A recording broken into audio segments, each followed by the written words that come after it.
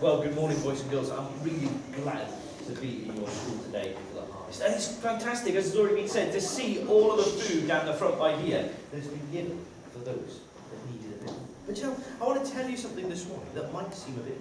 I'm here to tell you that, it's not fair. It's really, really not fair.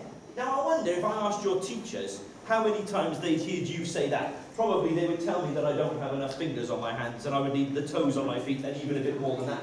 Because there are lots of times when we say it's not fair. But there are certain times when it really isn't fair. It doesn't seem fair that there are some people who have lots and lots of food to eat and there are some people that don't have as much. And that's why it's great that we've got all this food here to be able to go to the food bank to help those that don't have as much. But it might seem strange to you, but Jesus actually came to tell us that God isn't fair. That seems a bit odd, doesn't it? But that's what Jesus came to say. He said to the people, look, I want to tell you that God isn't fair. And he actually told a story to help people to understand what it was. Jesus told a parable. Now, a parable is a bit of a strange name, but what it means is it's an earthly story with a heavenly meaning. So it would be a story about something that the people back then would understand, but actually would explain a little bit about God and about heaven and what it all means. And one time, Jesus told a story about a harvest. And it was a harvest in a vineyard. Now, I wonder, can anyone quietly put a hand up and tell me, does anybody know what grows in a vineyard? Is there anybody that knows? Oh, we'll see. What do you think it might be? Pardon, sorry? It's not wheat. That's a good answer, though. A good guess. We'll sort of see what you think. It's not carrots. There's lots of things that grow in different places. We'll have another try, what do you think? It's not corn. Our last one then. Vegetables. These are all great things. They're all things that we put into the harvest. But at a vineyard is a very special kind of place where they actually grow grapes. And so it was a place where they grow grapes. And in the kind of area where Jesus lived when he was here on earth, there were lots of vineyards and different things. It was a good place for growing grapes. And so Jesus told a story about a man that owned a vineyard in a harvest. Because you see, at harvest time, all the grapes would be ready. And so they would get lots of workers in to gather up the grapes and different things like that. And they would have to get pieces of rope a bit like this. And when they gathered up all of the vines, they would take the rope and they would tie it around the vines and they would tie nice tight knots to make sure they all stayed together. And so that was what they kind of did with all the ropes at that kind of time for harvest, is make sure that there were nice tight knots around everything so that everything stayed nice and tight together. But Jesus wasn't telling the story exactly about them gathering in the grapes, but he was telling the story about the men who wanted to work. Because you see, back in those days, if you didn't have a job, there wasn't such a thing as a job centre or anything like that, or even a website online where you could perhaps go to look for jobs. That didn't exist. And so what you used to do is, if you were looking for work, is you would go and stand in the middle of the square, in the centre of the town, and you would wait there. And people like a vineyard would come along, and they would say, well, actually, I'm looking for some people to do some work today. Would you come and work with me? And so that's just what Jesus said. He said there were some people who were standing in the middle of the town, waiting ready to do some work. And as they were waiting there, so at the beginning of the day, along came the man from the vineyard. And he went up to a couple of the men. He said, I'm looking for some people to gather in my harvest today. Would you please come and work in my vineyard? And he said, if you come and work up in my vineyard for the whole long day through, right from the very beginning of the day, right to the very end of the day, he said, I will pay you 1 silver coin. Now, nowadays, you might think if somebody offered you 1 silver coin for a whole day's work, you'd be thinking, 50p for a day's work? That's pretty ridiculous, isn't it? I'm not going to work all day for 50p. But it was different back in those days. And 1 silver coin would have been a good wage to have for that day. And so the guys said, yeah, that would be great. I'm happy to work for you right from the very beginning of the day, right to the very end of the day. And I'll work for 1 silver coin. And it was hard work because it would have been very hot, it would have been very warm, and they'd have been gathering in all of the grapevines, they'd have been tying them up with the ropes, they'd have been working really hard. And Jesus said they'd got to be partway through the day.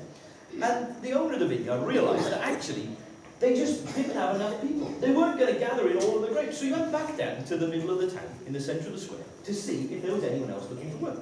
And there was. So he went to the guys and he said, look, will you come and work for me for the rest of the day? He said, look, you won't have worked as long as the guys that have worked right from the beginning of the day right to the end of the day, but you'll have worked from sort of about the middle of the day to the end of the day. And he said, I'll pay you what's right. And the guys would have perhaps thought about it and they thought, well, no one else is going to come along and employ us today, so we better take the job. It would be good, and even if we're not going to get as much as what they get, at least we'll get something. And so they decided that was a good deal, and they went on and they worked in the vineyard. And even though they weren't working there for the whole day, it was still a long, hard day. They were still having to gather in the grapes, gather in all the vines, tie them all together, that kind of thing. But then Jesus said it got towards the end of the day. There was only a couple of hours' work left. And again, the vineyard owner was just wandering through the town.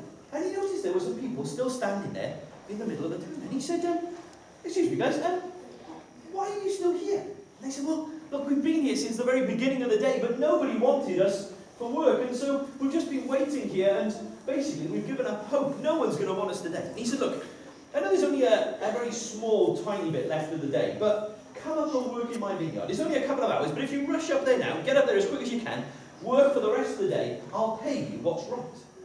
And the guys were probably thinking, is it even worth it? But they thought, well, I guess something's better than nothing. So they went up to the vineyard and they started to work. And so you had people who had been there right from the very beginning of the day to the end of the day, people who'd been there from the middle through most of the day, and some people who'd been there just for the very end of the day.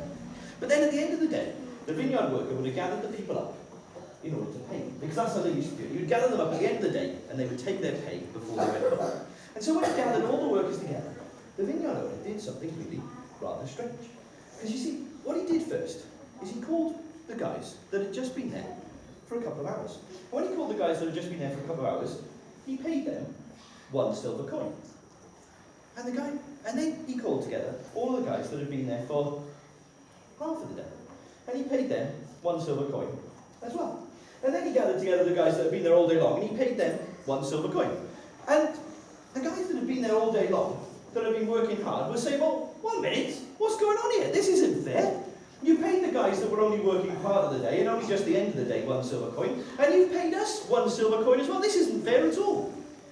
And the vineyard owner said to them, well, didn't I say to you at the start of the day that I was going to pay you 1 silver coin? And he said, well, yeah. And he said, and have I paid you 1 silver coin? And he said, well, yeah, you have. He said, well, you see, I haven't been unfair to you. I've actually been more than fair to everybody else, in order to give everybody else just the same. And you know, it was a bit of a strange story, but Jesus was telling us to tell us what God is like. Because you see, we know, don't we, that we're all different. None of us are the same. There are some people who are perhaps really good at maths, and some people who aren't very good at maths. There are some people who are really good at reading, and some people who are not so good at reading. Some people who are really fantastic at sports, and some people who really don't like playing sport at all. Yeah, we're all different in lots of different ways. But there's one thing the Bible says, that we're all the same, that we all sometimes do things that are wrong. We know we should always try to be the best we can be, but we all sometimes do things that are wrong. And the Bible says that we're slightly different in that way, but actually, God sees us the same. Because you see, there are some people who, if I asked your teachers, they would say, well, actually, if I was going to write down a list of the things that that person had done wrong, it would be a really small list. Or there'd be some people that they would say, well, actually, it would be a sort of medium-sized list, and some people they would say, well, actually, I really wouldn't want to write that list down, because actually, they haven't been too great today, and they've done a lot of things wrong. But actually, you know, the Bible says that even though there's sort of lots of different things, some people have done a little bit wrong, some people have done a bit more wrong, some people have done a lot. But actually, the Bible says that God sees us all the same. That because we've done things wrong, because God is perfect and good, He can't let anything bad into heaven. And so actually none of us can get there. But actually, God wanted to be more than fair. God wasn't going to say, well, you've messed up, you've done things wrong, so I'm not going to let you in. Instead, God said, actually, I want to do something to show you that I want to let everybody in because I love you so much. And the Bible says that that's actually why Jesus came. That Jesus came to tell us that God wasn't fair. That God had actually made a way so that anybody, no matter who they were, no matter what they'd done, no matter where they came from, could turn and trust in Him and one day get to heaven. And you see, that's what Jesus came to do, the Bible says. That Jesus came in order to die on that cross, to take away all the things that we've done that are wrong. So the Bible says anybody could turn to Him and say this, and one day get to be in heaven with Him forever. And the Bible says that's why we should be thankful to God for all the things we do.